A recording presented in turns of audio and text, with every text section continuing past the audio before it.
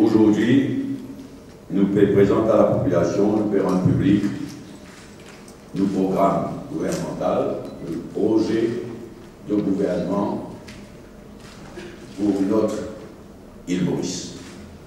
Et il est clair qu'il de par le pays, il a un profond désir de changement.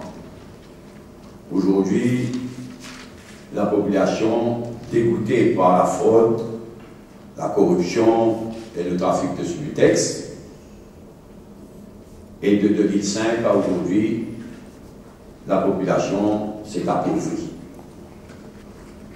C'est dans ce contexte-là donc qu'il nous présente nos programmes pour une autre île Maurice, pour un vrai changement, pour une autre vie. Évidemment, nos trois priorités restent law and order d'abord, rétablir la sécurité publique, law and order, mettre l'ordre dans la maison de jeu, casino, c'est nos premières priorités. Law and order. La deuxième priorité, c'est casser la corruption et le trafic de Subutex. Et la troisième priorité, c'est permettre à la population de vivre dans une condition économique acceptable.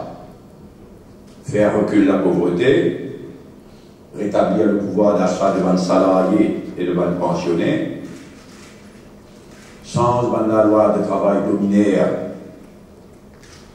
qui est votée depuis 2005,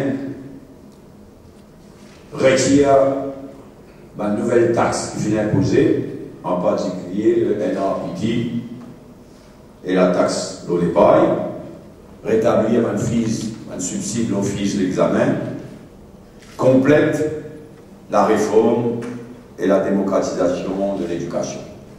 Vous allez trouver dans le projet de gouvernement pour une autre île Maurice, vous allez trouver qu'il y a une introduction qui m'a signé. Et ensuite, 12 mesures prioritaires de notre projet de gouvernement. Une nouvelle mesure prioritaire inclut aussi la construction de 20 000 logements sociaux, la prise en charge par l'État des frais de syndic de NHDC.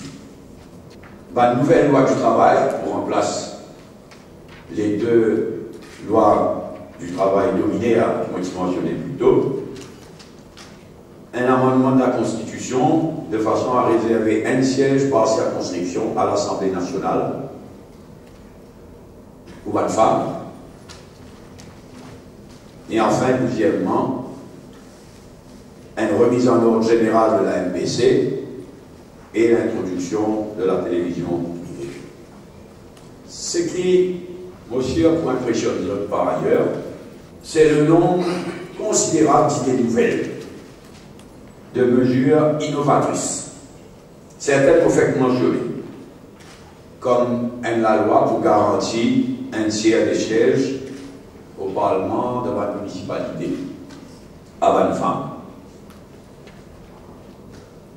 La création d'un Sénat, un appel de candidature publique pour tout recrutement à la direction des organismes et compagnies privées propriété de l'État, et un engagement que toute nomination à des postes de responsabilité pourrait avoir comme critère premier la compétence.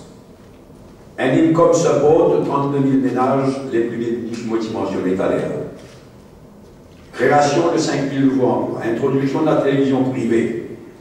75 heures par mois d'accès gratuit à l'Internet pour les moins de 18 ans et les étudiants. Une mesure concrète en faveur de la garderie et de la crèche d'enfants. En particulier, une subvention publique de 200 roupies par mois aux frais de crèche et de garderie et de 300 roupies pour le préscolaire. Comme la situation était actuellement, si un dimoun y a une pension de veuve ou handicapé, arrive 60 ans, il perd. Si vous êtes tout l'autre. Un monde peut avoir droit à deux pensions. Un monde peut avoir une pension comme veuve et une pension comme handicapé. Nous trouvons ça injuste. Je peux trouver aussi qu'il y a une idée nouvelle pour régler le problème de la congestion routière qui, gouvernement d'Alliance sociale, se promet pour résoudre très vite après 2005, mais qui pire que jamais en 2010. Nous voulons aussi que le créole mauricien, la langue maternelle de presque tout les Mauriciens, nous voulons qu'il gagne pleinement sa place dans le système d'éducation. Et pour cela, nous voulons qu'il est graduellement introduit comme langue d'enseignement et comme matière. Nous voulons remettre en avant la participation des salariés à la gestion et au capital de leurs entreprises. Nous proposons aussi que le Police Complaints Bureau, remplacé par un Ombudsperson for Police Complaints. Je me rappelle qu'il nous dit pas le tout premier pays à introduire un Ombudsperson pour la protection de nos enfants. Là, nous proposons que le Police Complaints Bureau, qui n'a pas fonctionné comme on dit déjà fonctionné, qu'il est remplacé par un Ombudsperson for Police Complaints. Oui, un principal problème qui nous fait face dans le pays, c'est le chômage. Vous avez connu qui préconisé pour combattre le chômage. Il y a un secteur qui nous peut proposer pour sur le moteur de la création d'emplois. Et je ne comprends pas, déjà si vous faites une projection en termes de création d'emplois, nous ne pas croire dans une philosophie que le gouvernement vous décrète tant de création d'emplois ici, tant de création d'emplois là-bas.